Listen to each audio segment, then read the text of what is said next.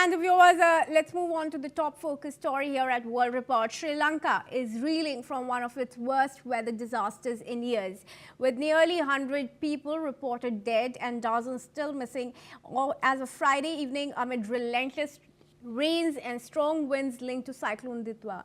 Now, the storm is tracking north and northwestward toward Tamil Nadu, while Sri Lanka faces widespread flooding, landslides and severe infrastructure damage. 20 of the island's 25 districts have been badly hit, affecting over 60,000 families and nearly 200,000 people under a national red alert. The eastern districts of Ampara, Batticaloa and Trincomalee, along with parts of the central and UVA provinces, including tourist hubs like Kandy and Nuwara Elia, are among the worst impacted. Entire communities have been stranded, with flooded roads, collapsing slopes and harrowing reports of vehicles and families swept away. Schools are closed and government offices shut except for essential services. President Anura Kumara Dissanayake has urged MPs to coordinate relief efforts. We now welcome G. Kumar Chittambaram, who is the Vice General Secretary of Association of Small Medium Tourism Enterprises in Sri Lanka. He's also the Managing Director at Travel Wind Holiday in Sri Lanka. I welcome you and thank you for joining us here at NewsX World. Well, firstly, what is the situation really on the ground? We have some reports of the devastation that has been caused by the floods, but you're there in Colombo. Please help us with the perspective with somebody who's there watching it all in person.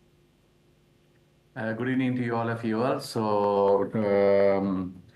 Well, I was not only from the Colombo, because I was basically yesterday I was in Kandy and the hill stations, and I saw the trauma and the devastations of the damage has been happened in the most part of the Sri Lanka, especially the hill country area, and also the north central provinces and the central provinces is badly affected with the landslides, and the lot of places the roads was really damaged, as well as the bridges was all gone, washed away in certain part of Sri Lanka.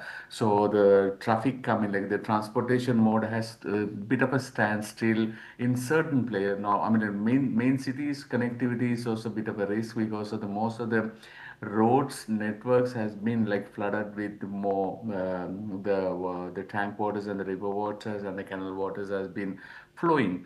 So the government of Sri Lanka and the we call is Road Development Authority and the armed forces and the police people got involved and clean up these the respective area, and trying to bring back the traffic movements and the vehicular movements to get back into the normal position.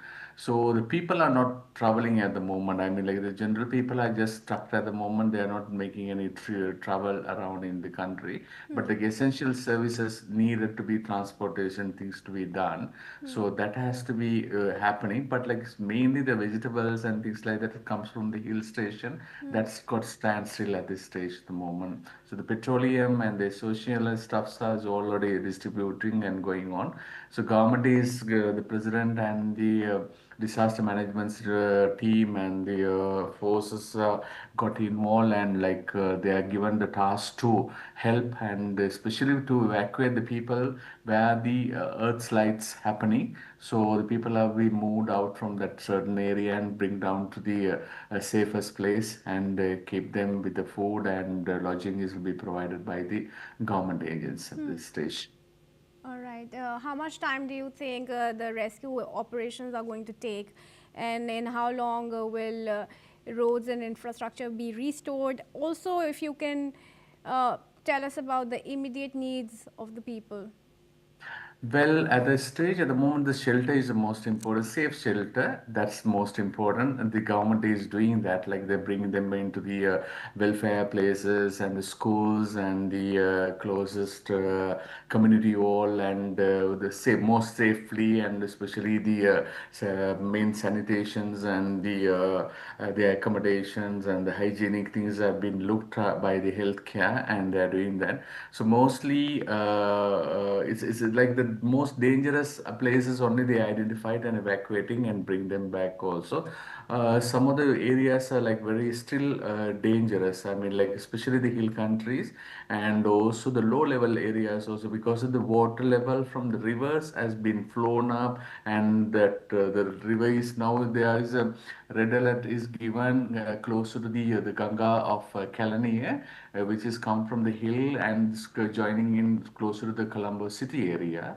So this is called Kalani. So that surroundings those areas also been informed that evacuate because the water flow is high rising, and also that's concern on the Colombo city. I mean, it's not in the city, but like the that build the river bed is going out about like 8 to 10 kilometers away from the city. So the surrounding of that area, people being evacuated and asked to move out because the water flow is so high. So the government is doing at this stage to make sure that people's safety and keep on the awareness. But very unfortunate incident because in most part of the twin, as per the electricity board of Sri Lanka, is announced nearly about 25% to 30% of the people don't have electricity at this stage. So they cannot restore it at this for the next 24 hours because of the wind, and a lot of trees are falling onto the main line, and they just especially in like in Kandy and Matale, Badul area has been the electricity has been so there is not much of communication is happening on the mobiles also because people cannot do the charging and things like that. But like the mainly for the essential item like the hospitals and the ambulance services, fire sites, all those places and the supermarkets, they have their own generator and they are generating the electricity at this stage. And the government is also supplying for the hospitals. All right. Thank you for joining us for now and helping us understand the situation there and the need of the hour. And viewers, with that, we shift our focus now.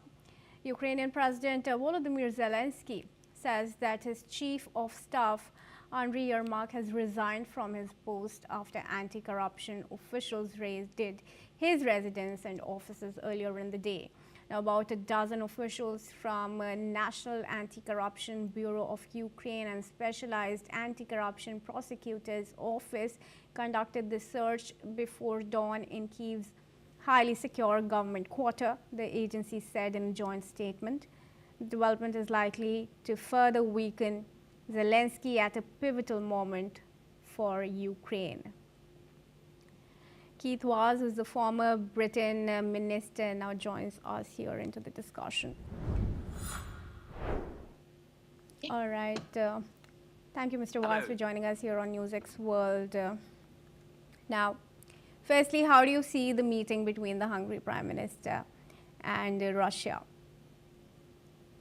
Well, I think this is a surprise development, but there has always been a strong move to make sure corruption is removed from Ukraine. So I'm not surprised at the recent story that you mentioned. In respect to the bigger picture, what we are waiting for is a meaningful meeting between Donald Trump, Vladimir Putin, and Volodymyr Zelensky. That is the only way this matter is going to be resolved. And the Ukrainians have made it very, very clear that they are not going to concede any land. If they do, it means that Russia can just, or any other country, can grab anyone else's land, and at the end of the day, you don't have to give it back. So we're waiting for that. There is a peace plan on the table, and it's important that that is discussed as quickly as possible. All right. I also want to take some breaking news development that we're learning about the resignation of. Can I have my guest back into the discussion here? Mr. Vaz, I wanted to ask you about the resignation of Yermak, Zelensky's aide, who's quit amid the anti-graft charges and prosecution of him.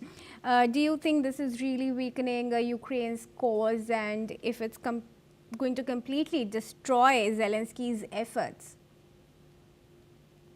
It is going to weaken the cause, because when countries like the UK and America give money to Ukraine, they want it spent on Ukraine. They don't want it to be involved in any corruption scandals or any problems. So what the president seems to be doing is he wants to clean out the stable. He wants to make sure that there is no hint that any of the money is ending up in the wrong hands. So on the one hand, of course, when it is announced, when you have your chief of staff being arrested, this is a very serious matter. But on the other hand, there's only one person who can bring this war to an end. That is Vladimir Zelensky working with Putin, President Putin and President Trump. So there can be no question that he should be removed himself from what is happening. He's clearing out the stable. People have said for a long time that there is an issue of corruption in Ukraine, and the fact that the police in Ukraine have made an arrest of this very, very important individual, the chief of staff to the president, is a very important consideration. All right, Mr. Vaz, do you think the statements that have also come from Zelensky are now much of a damage control attempt? Well, of course, he wants to show that he is acting strongly to root out corruption. I'm sure this is not going to be the only case we're going to hear about. His eyes needs to be, however, on that big picture. There is a peace plan that is on the table. That plan needs to include the president of Russia and the president of the United States, because the United States are funding this war. Without them, we can't have peace. And without President Putin, we can't have peace. So all three have got to sit together at a table. I think this will happen. You know, I'm not one of the greatest fans of Donald Trump, but one of the things he has done is he's shown incredible leadership. Whether he's right or wrong, he makes a decision. And I think that's what people want.